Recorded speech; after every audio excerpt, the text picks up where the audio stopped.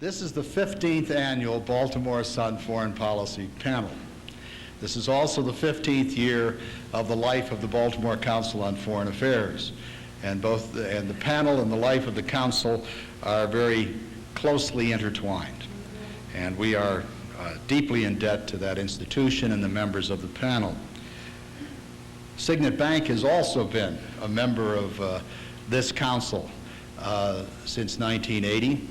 One of our good friends. We especially thank them for their support this evening, especially in the spirit of the longevity of that support, going back to when it was Union Trust, and Steve Peck headed it and was a member of this Board of Trustees, a member of our founding board. And today, Elias Shamali, who's the Vice President for International Banking at Signet, is a member of our board, serving as Vice Chairman, and we're delighted that Mr. Trout of Signet is also with us tonight.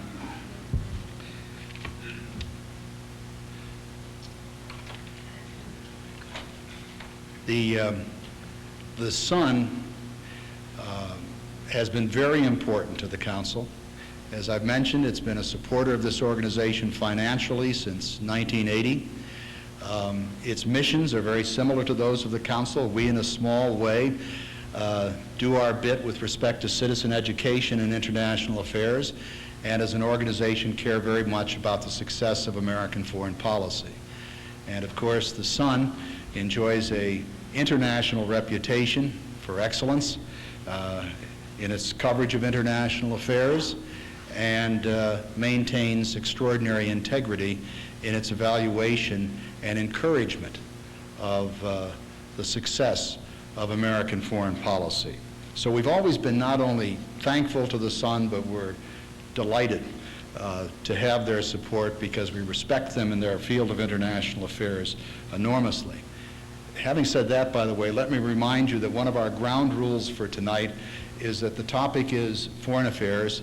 It is not the editorial policy of the Sun or its policy in other areas. So when you ask questions, only foreign affairs topics are on the table. Let me thank directly and particularly our three panelists. Mr. Matthews has been on this panel since 1990. He succeeded Mr. Henry Truitt as the diplomatic correspondent and as the responsible for diplomatic coverage on this panel. Of course, Mr. Corddry has been on this panel for 15 straight years, and all of you know him well, and I know you're delighted that he's with us again this evening. Joe Sterne has been a friend of the Council since before it was founded in 1980. He's always been interested in the Council and its directions. He's been good enough to chair this panel for each of these last 15 years. The Council always believes that this panel is one of its highlights, and it's a cornerstone of our programming in general, and has had much to do with the success of this organization. And we also thank as well the leadership of the Sun. The 15 years have covered the leadership of Mr. Patterson, Mr. Murphy, and now Mrs. Junk. All three have been good supporters of this council. I should note that Don Patterson is a former chairman of the board of the Baltimore Council on Foreign Affairs, and he's with us tonight. We certainly welcome him. I should also note that the first chairman pro tem of the council, the man who provided leadership during the days in which this council was being founded and getting its feet on the ground, Ambassador Fife Symington, is also with us, and we welcome him. But with heartfelt thanks to the Baltimore Sun for its great support and for this panel, I would like to, I should say one other thing first, and that is to thank other people at the Sun. I think of Richard O'Meara, Mr. Dan Berger, who have participated in council programs to the benefit of this organization. Let me now present, though, in order to introduce the panel, the present publisher of the Sun, Mrs. Mary Junk, who comes here from St. Paul. Her newspaper experience has been in Charlotte and Miami, and then St. Paul before coming here. She served on numerous community activities, continues to do so here. The one which probably interests you most is that she was a member of the Super Bowl committee. I have no idea whether that results in any tickets, but I've now exposed part of her past, and with that trivial comment, I present Mrs. Mary Junk.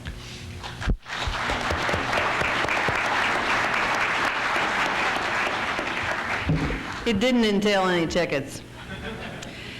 The Baltimore Sun is very pleased to be associated with the Baltimore Council on Foreign Affairs, and as the newcomer to this group, I just want to say it's a wonderful association, and tonight's panel is a wonderful tradition for the Baltimore Sun. Before I introduce the panelists, let me just give my commercial message on the Baltimore Sun, and I hope many of you know of the things I speak, but the Baltimore Sun has for many years recognized the extreme importance of foreign affairs and coverage of foreign affairs. We know that our readers are keenly interested in foreign affairs, in that our region and our state of Maryland is linked economically to the world through our port, through BWI, and through travel and tourism. The Baltimore Sun has more foreign bureaus than any other newspaper of our size in the country. We currently have 8 foreign bureaus, including London, Mexico City, Jerusalem, Moscow, Berlin, Johannesburg, Beijing, and Tokyo. We also, as I hope you follow in our pages, periodically send reporters and photographers abroad to cover special situations. In 1994, we sent reporters and photographers to Haiti, Rwanda, Cuba, and Chile. So following that commercial message, I'm very proud to introduce the Baltimore Sun's 3 panelists. And I toted up their years of service so I could really feel like a newcomer. And our 3 panelists combined have 85 years of service to the Baltimore Sun.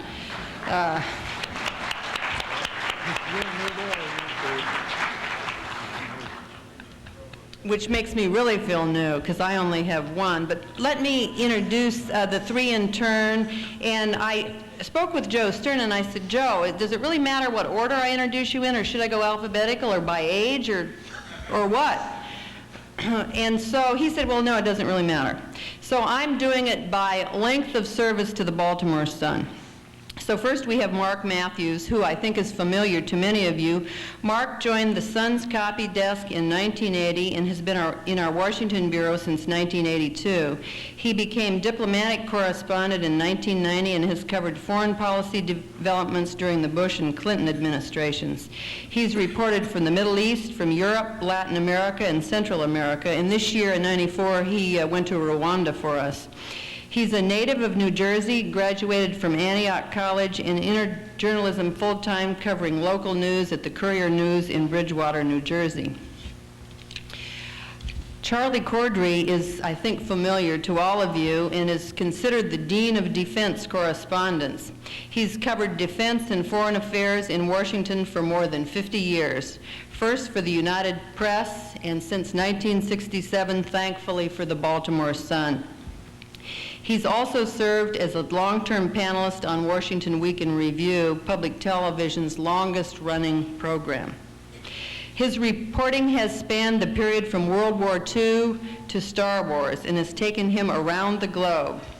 His work has won numerous awards, capped in 1988 by the Gerald Ford Foundation Prize for Distinguished Reporting on National Defense Lifetime Achievement.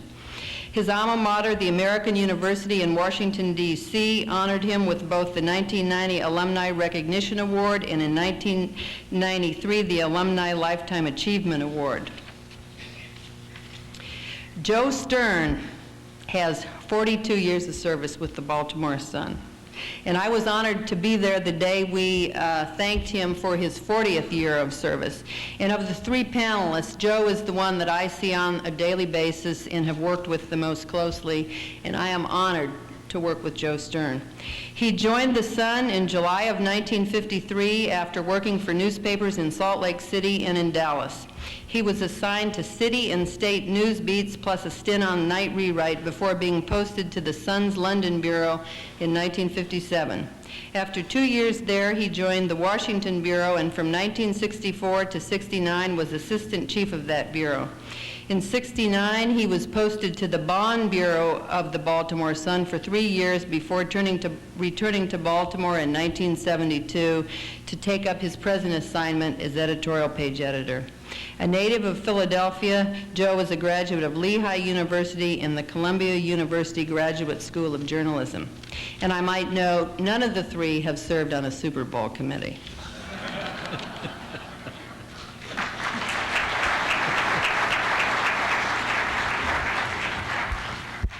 It's a great pleasure, as always, to welcome you and to appear before this distinguished audience.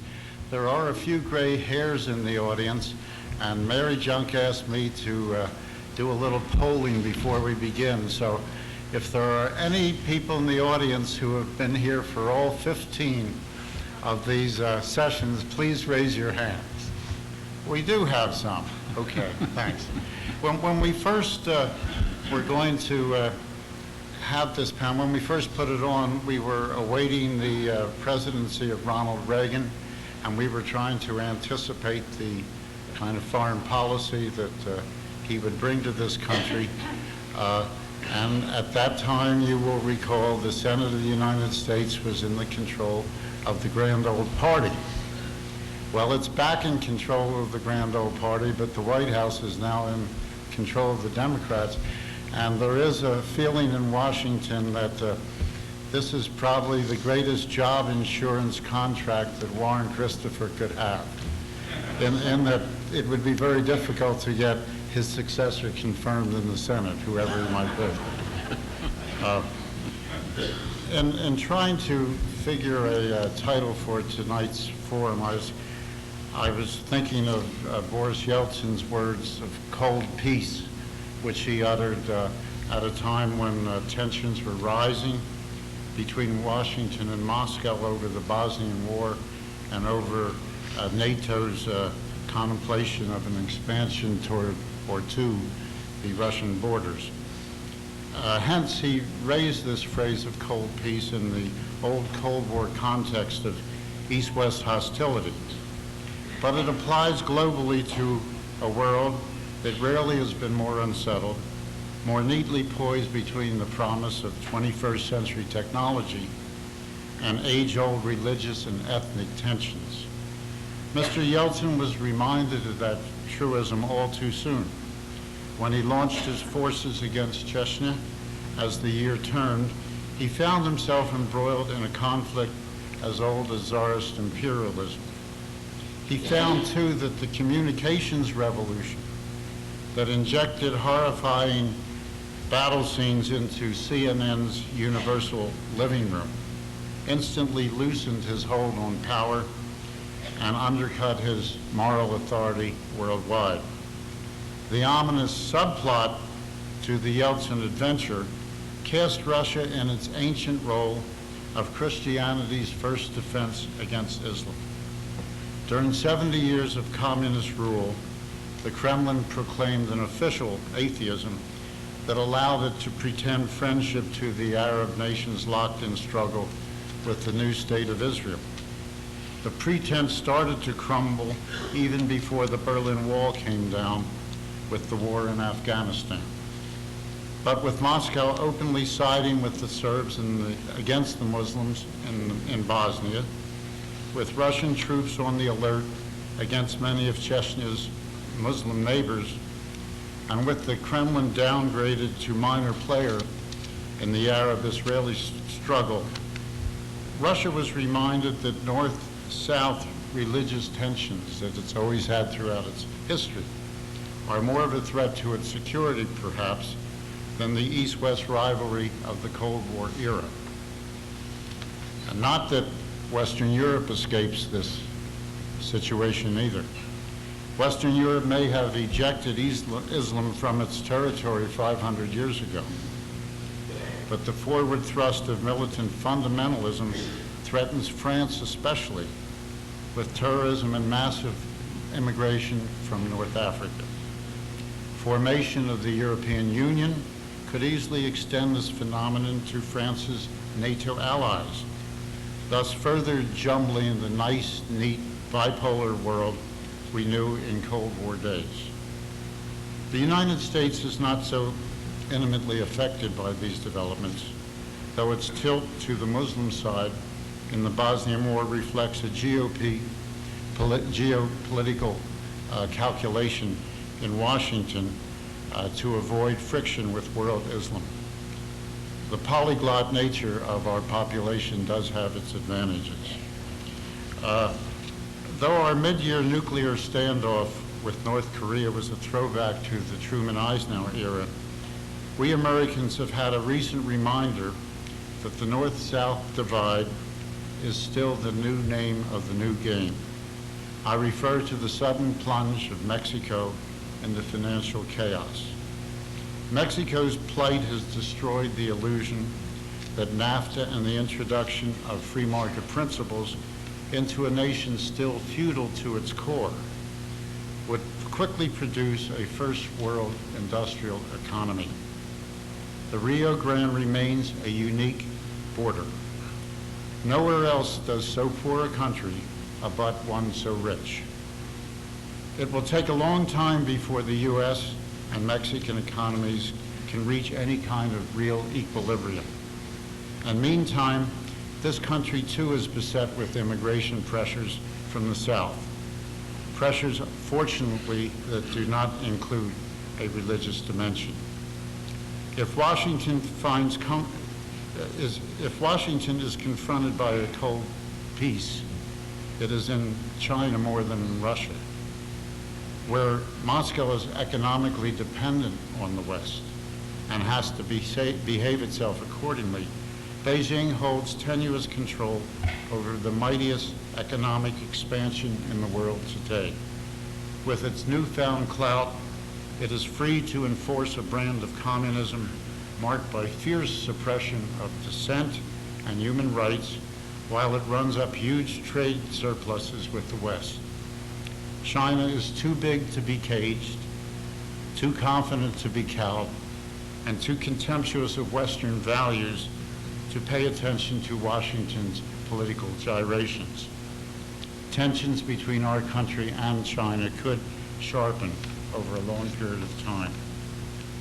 Yet, as we look at the world today, certainly cold peace is better, a lot better than Cold War. While life on this planet is hard and dangerous, democracy remains an ideology and a way of life much prized, especially in areas that it has not yet reached.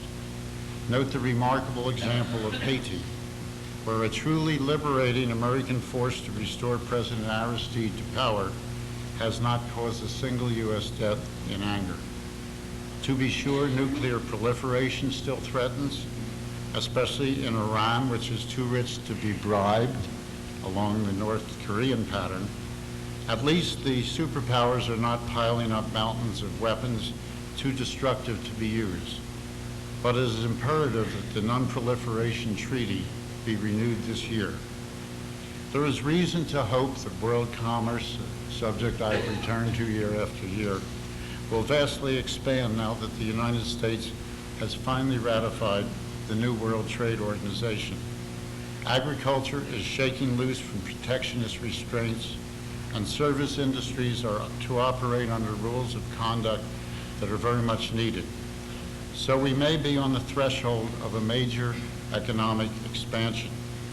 All 25 member nations of the OECD, those are the 25 leading industrial nations of the world, expect solid, non-inflationary growth in 1995 and 1996.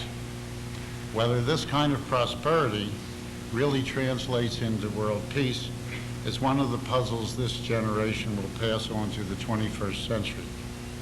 It is not so far away. U.S. senators elected in November will be serving past the coming of the new millennium. And now, Mark, it's your turn. Good evening. It's nice to be here. I'd like to carry on from what Joe said and touch a little bit about Washington. I'd like to carry on from what Joe said and talk a little bit about politics in Washington and how it intersects with world affairs. When the Republicans seized control of Congress in November, the first name on many lips was Newt Gingrich, but for a lot of people in Washington, the name Jesse Helms was a very close second.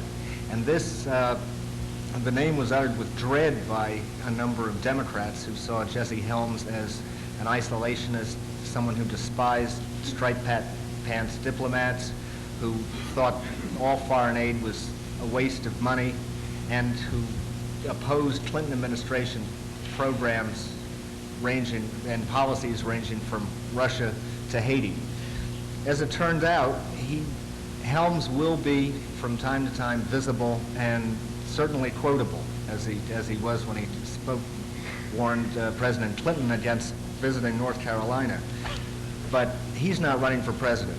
Bob Dole is, and Bob Dole has quickly become the Republican point man on foreign policy.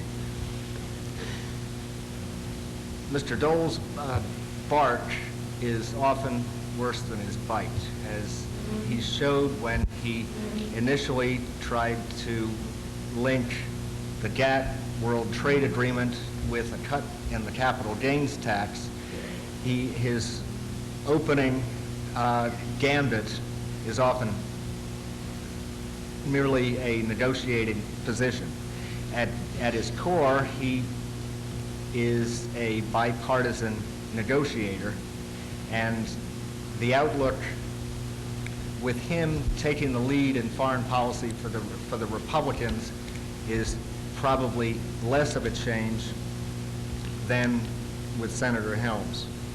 But there will be change, and substantial change nonetheless, because Bob Dole sees a leadership vacuum in the White House that he wants and aims to fill. The change, the Republican control of foreign policy that is now taking shape is nothing but bad luck for the Clinton White House. The past year was one that they had looked to as being fairly successful, but now that the Republicans have control of Congress and therefore control of the purse strings, they are proceeding to go after a lot of things that they don't like. Foreign aid is going to be cut, in some cases substantially. Republicans, on the whole, tend to compare it with welfare dependency, although it represents only 1% of the U.S. budget. The loss will be felt seriously by a number of countries and will serve to reduce American influence and leverage in various places around the world. Israel and Egypt are safe, at least for this year, but they're no longer sacrosanct. Egypt in particular, because a number of Republicans are disappointed with the way Egypt has mismanaged its economy and its slowness to democratize. Russian aid will be maintained, but it will be reduced and spread around other republics of the former Soviet Union. UN peacekeeping will be scaled back. There's already a growing realization that the UN has bitten off more than it could chew, particularly in Bosnia and Somalia. And rather than try to make it work better, Republicans are more likely just to cut. Senator Dole himself has introduced legislation that would deduct from the bill that the United States pays for UN peacekeeping all the associated costs that the United States undertake. For instance, if American ships are policing a trade embargo against the Serbs on the Adriatic, that could be deducted from the amount that we're paying for peacekeeping in Bosnia. Republicans won't derail the nuclear agreement with North Korea, most likely, but it was reached just in time. Many of them are deeply skeptical about it, and they will force the Clinton administration to justify the cost every step of the way and will work to prevent any additional concessions made to North Korea. Senator Dole's and the Republicans' intentions on Bosnia aren't quite clear at the moment, and like just about everybody else, they have failed to reach a consensus among themselves. But Bob Dole has introduced legislation, which he previously introduced last year and has been getting more support for it as time goes on, to lift the arms embargo against the Bosnian Muslims. Apart from the matter of simple justice of allowing a sovereign country to defend itself, this has created considerable consternation in Europe. The British Foreign Secretary, Douglas Hurd, will be here next week to lobby against it. The Europeans fear a widening of the conflict generally, and in particular France, flowing from its Algeria experience, is very worried about having an Islamic state in the heart of Europe. I think whether Dole proceeds with this course will depend on whether a peace agreement has been reached between Bosnia's Muslims and Serbs in the coming months. But already he has demonstrated that a good cop, bad cop dynamic can be at work in Washington, whereas the Clinton administration has backed off from military threats against the Serbs and lined up with the Europeans to seek a diplomatic solution. The Republican threat of arming the Muslims has had, the administration admits it, an influence on the Serbs and made them a little more willing to come to terms. Since the Serbs adapt to uses of raw power, it will be up to the West to maintain some kind of a balance of pressure to bring them to the bargaining table and finally perhaps produce peace in that region. Overall, with the new Republican control of Congress, I think there's going to be an increase in what we've been seeing over the past couple of years, which relates to what Boris Yeltsin calls a cold peace, and that is kind of a new testiness in international relations and a wearing down of the cooperation and reliance on international organizations that was highlighted just after the Persian Gulf War. Basically, the United States will be telling other countries what its interests are, and if they don't want to follow, they should get out of the way. It's a me first sort of attitude, and other countries are following suit. Russia is just the most prominent recent example. It's hard to imagine that 2 years ago, Boris Yeltsin would have sent 40,000 troops in to crush Chechnyan independence. But after several years of towing the American line and trying to be a good cooperative global citizen, Russia wants the world to appreciate once again that it's a great power. The good news for us about Chechnya is that Russia's military is clearly in rotten shape. This incompetence, plus the public outcry in Moscow, means that the Kremlin probably won't try the same thing elsewhere along its borders anytime soon. The bad news is that Russian democracy, which is already fragile, may not survive. Already, Mr. Yeltsin is relying heavily on hardliners, including his bodyguard, Alexander Korshakov. After Chechnya, there's bound to be a push from a demoralized and a shamed Russian military to strengthen itself. This can only come at the expense of badly needed domestic reforms in Russia, and it will turn off Western donors, add a chill to overall relations between Russia and Europe and the United States, and it could, rather than what people had hoped for, which was increasing cooperation between Russia and NATO, lead to a new dividing line in Europe.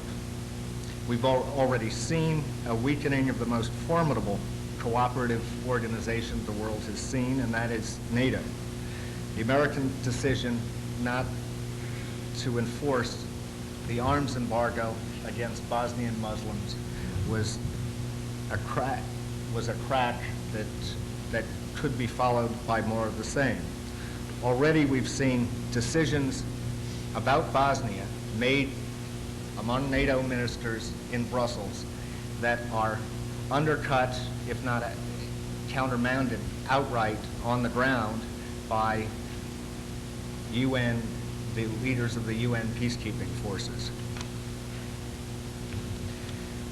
In another example of this new testy, in-your-face attitude, France is pulling apart from the coalition that was put together by President Bush before the Gulf War. France wants to have a big share in redeveloping Iraq's oil industry and has aligned itself with Russia in working at the UN to weaken the sanctions that were imposed on Iraq. This kind of pulling apart of international cooperation could be seen in Rwanda after the plane carrying its president, Habyarimana,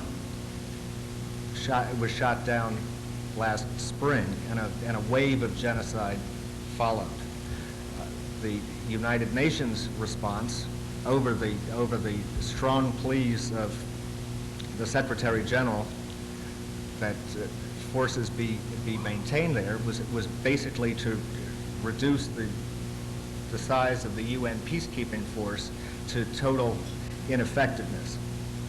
It was only after the wholesale genocide had occurred and the country was, and the Rwanda Patriotic Front had defeated the government forces, that the United States, France, and other Western countries went in as peacekeepers on what was a purely humanitarian mission. The whole political turmoil and military strife had not been addressed by the United Nations at all.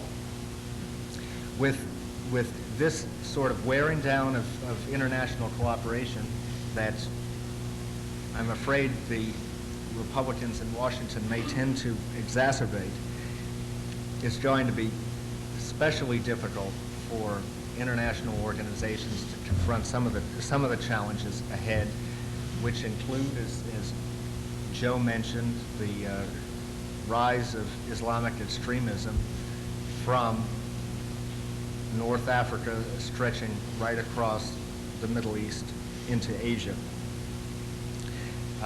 It will also be very difficult to confront Iran's nuclear ambitions and the possibility of new tension down the road in Asia, with China flexing its muscles and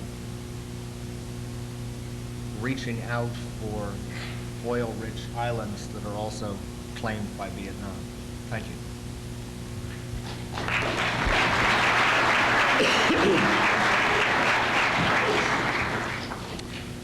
Good evening, ladies and gentlemen. It's nice to see you all again. Before I say a few words about defense, let me urge all of you to come and hear Secretary Perry when he speaks. I didn't know he was coming, but Frank, if you'll let me come over, I'd like to do that. He is one of the half-dozen brightest men I've ever covered in a long career of covering government officials, and I'm sure you'll be glad that you come and listen to him.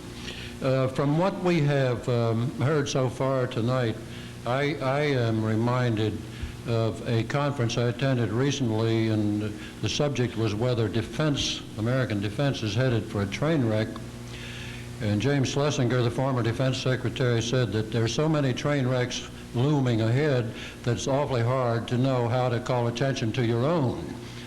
And having listened to Mark and Joe, I'm persuaded that Schlesinger knew what he was talking about. But in these circumstances, it's going to be very important for the United States to maintain a sufficient defense, and I think that that case is reasonably clear. But what is not clear is, as always, how large it should be.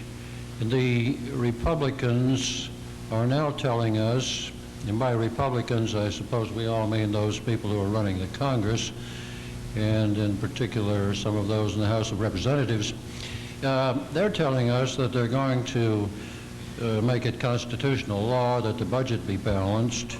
They're telling us that we're going to have a tax cut, and they're telling us that we're going to have more money spent on defense, which at the present time is running about $1.5 trillion every 6 years. Now, one is tempted to think that if you believe that, you might be interested in purchasing some arable land under the Chesapeake Bay Bridge, because not all this can fall into place.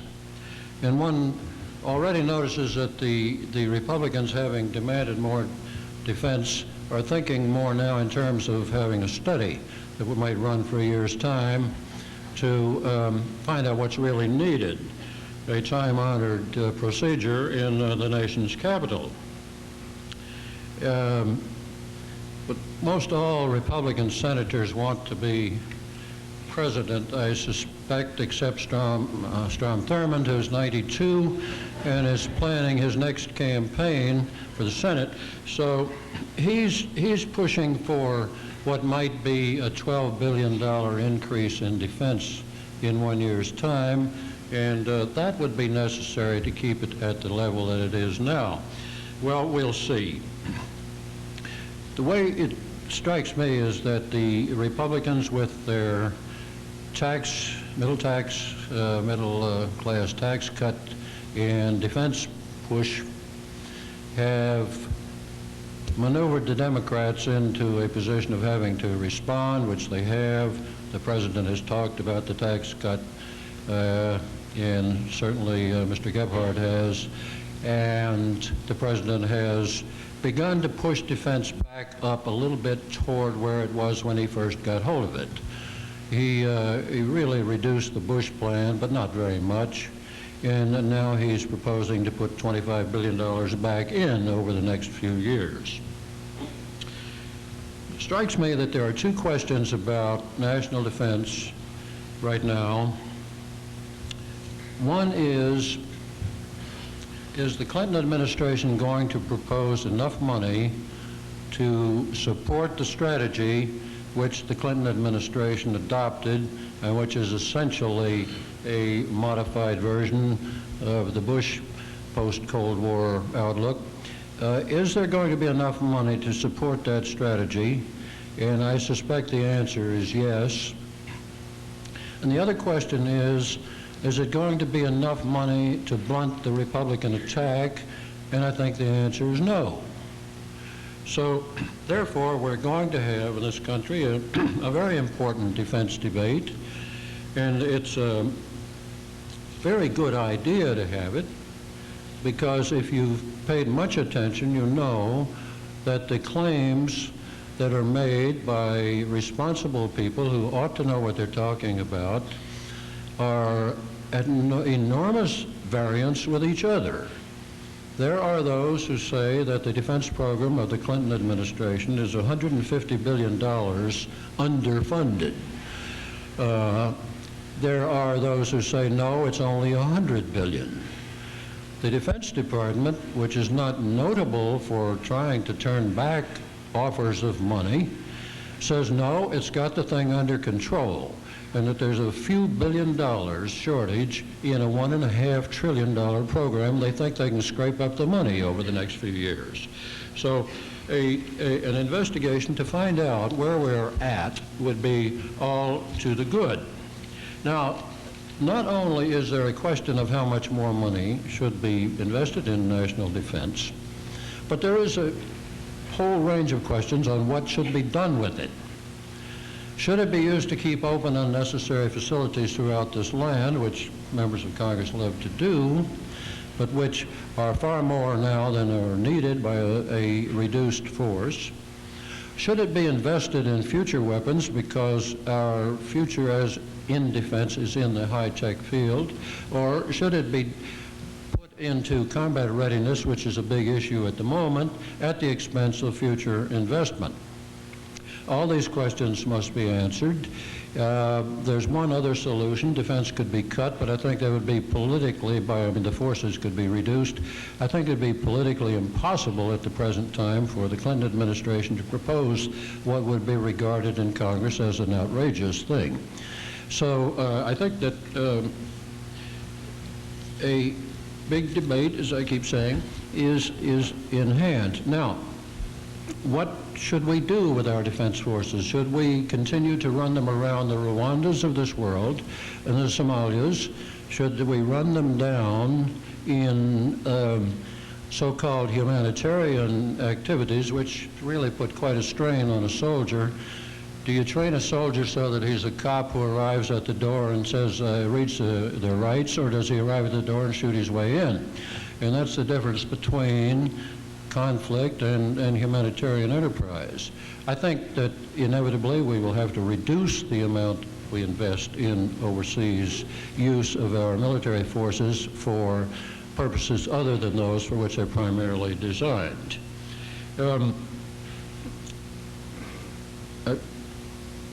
The question of proliferation of weapons bears heavily on defense planners, and of course the number one thing they're concerned about is the continuing large arsenal in the former Soviet Union's hands. Primarily that's Russia now, I guess.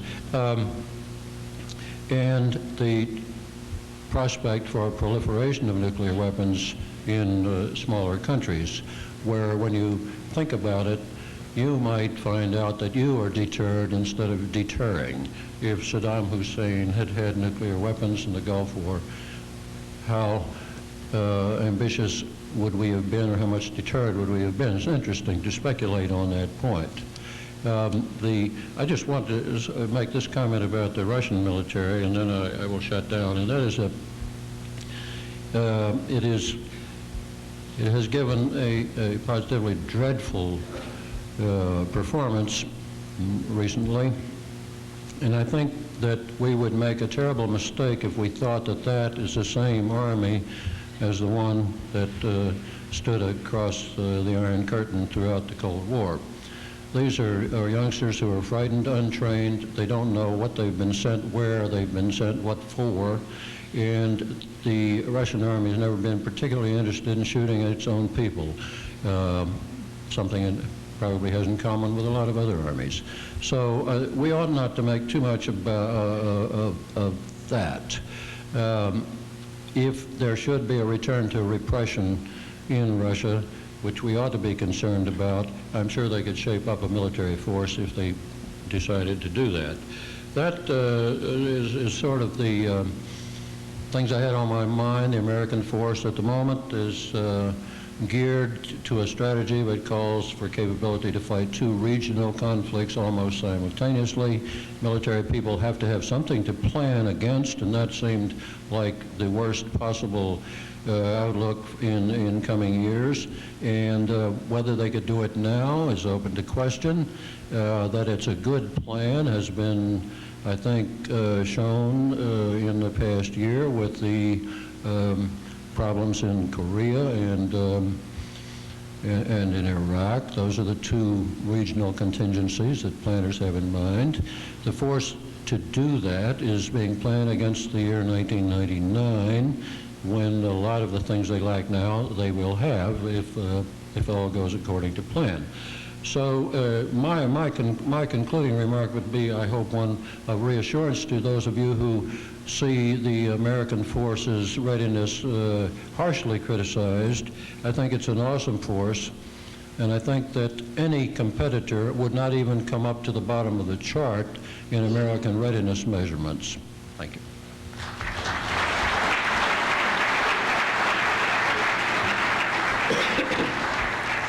We will now go to questions to any of us from anybody. I just have to say one thing, that all these remarks by my colleagues about the Republicans in Washington should remind us that a year from now we're going to be 1 month away from the New Hampshire primary. Yes, sir. Given our transition in a relatively few years from the greatest creditor nation in the world to the greatest debtor nation in the world, and with the increasing crunch, witness the hypocrisy of the balanced budget amendment and all the talk about cutting entitlements, can we really afford in the future to continue the military presence in as many spots all over the world as we have them before we run into really a major conflict between our economy and our military preparedness? And in which area can you see really a major reduction in military expenditures? The question was, given the fact that we have plunged from a creditor country to a debtor country, how can we afford to deal with the various military contingencies facing the world?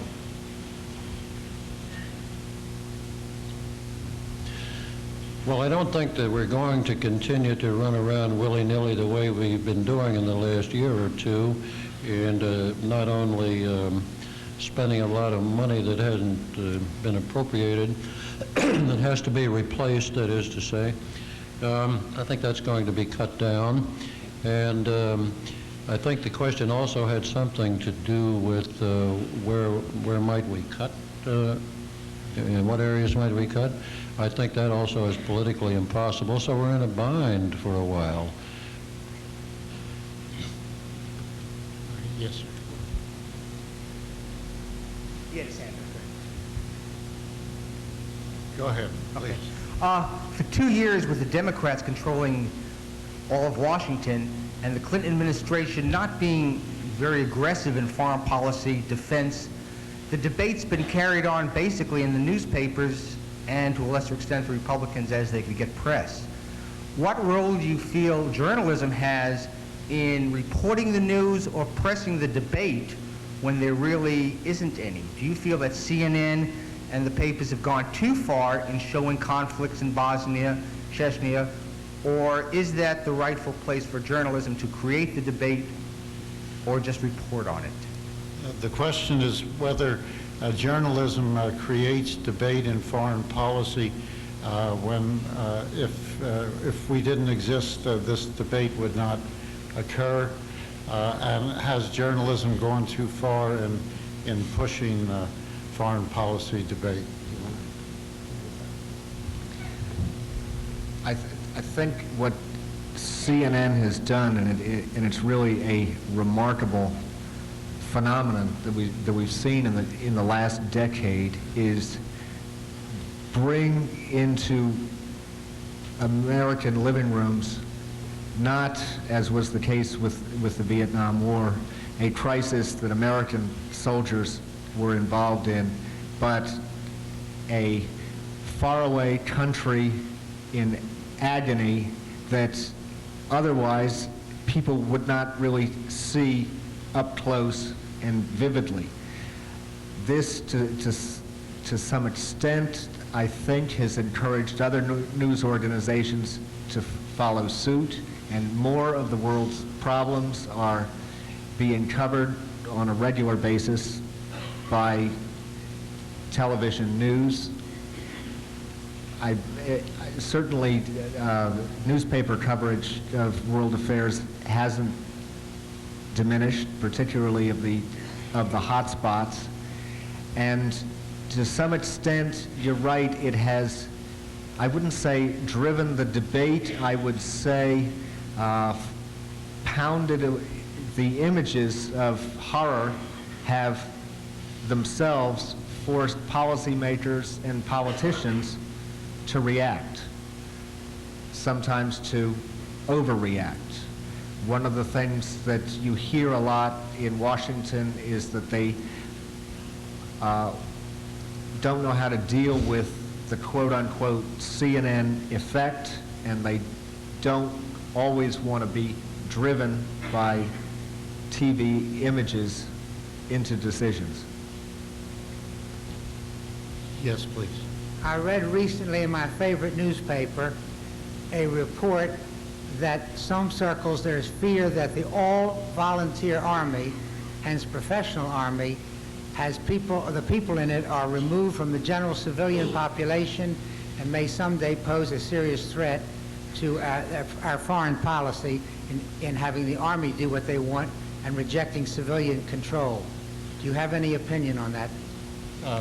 The question was a story in the Baltimore Sun saying that the all-volunteer professional army that we now have in this country is becoming more and more removed from the population as a whole, and what the implications of that might be, and what you think of it. Charlie, you want to take that one?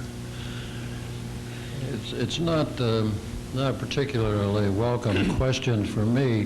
The story was written and most excellently reported by my colleague Gilbert Luthwaite, and I don't disagree with anything that Gilbert wrote or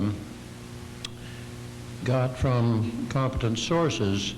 But on the other hand, I don't believe that the great feared line between the professional military force and the rest of us exists. I mean, this was a worry from the time the draft was dropped in 1972, I think it was, and I don't think it has happened. This country, as a matter of fact, has been without the draft for more of its history than it has had a draft, and we somehow or other to have managed to get along. But I think it's also something that we should have on our minds at all times, and apparently Gilbert's going to see that we do.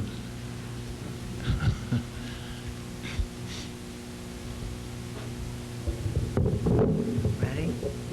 It seems to me that the press could be very influential in bringing forth the concept of preparing for peace, preparing for going into a country where our soldiers are a team of peacemakers, speak the different languages that are available, and really would know how to help bring about a peace.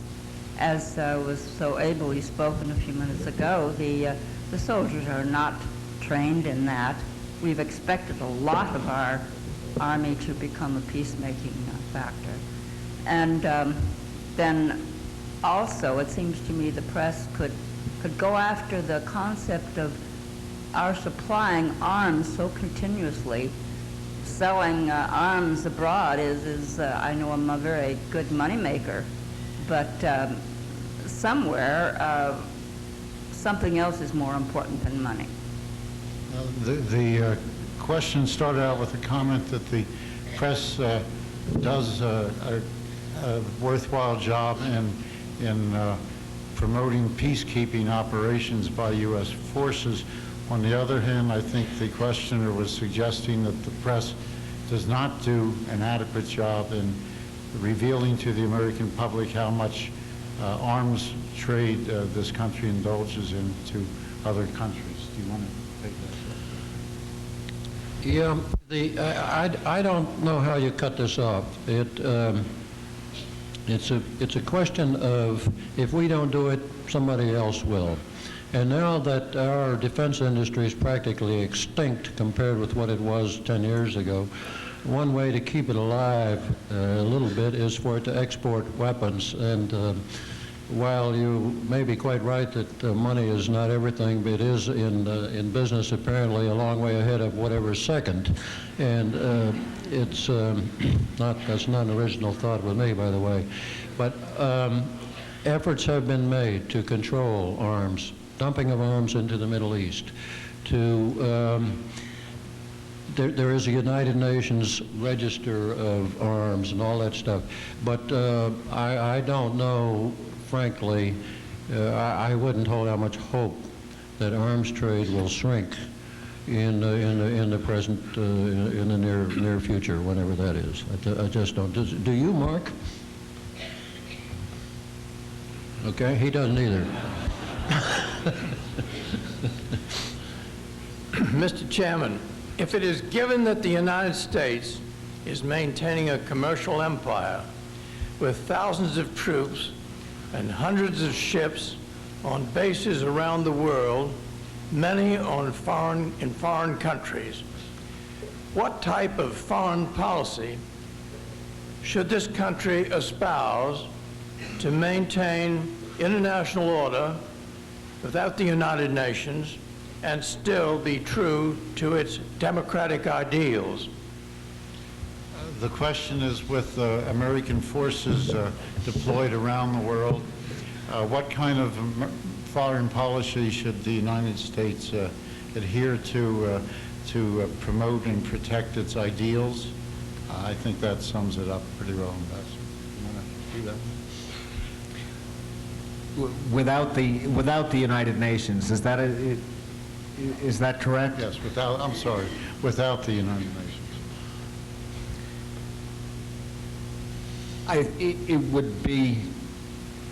It would be extremely difficult, and I imagine the United States could only lead by example for good or ill. You mentioned the commercial, I believe you called it a commercial empire. What we're now seeing as the United States becomes more closely tied with the global economy is that our interests are growing, our commercial economic interests are growing around the world, and there is always a tension between a nation's desire to protect its vital and its commercial interests and its desire to be a good leader and a good global citizen. Again, it's been a pleasure, I know, for all of us to share this evening with the Sun panel, and they again they haven't demonstrated all the aspects of the press which have been brought forward. I'm not so sure that the balanced, even-handed masochist is possible, but certainly the panel has been even-handed, as it always is. We've come to feel that our Sun people are not only even-handed but sure-footed, and certainly tonight's panel, I think, has been comprehensive and insightful, and as usual, without any missteps. We are deeply in debt to the Baltimore Sun and this panel. We're hugely grateful.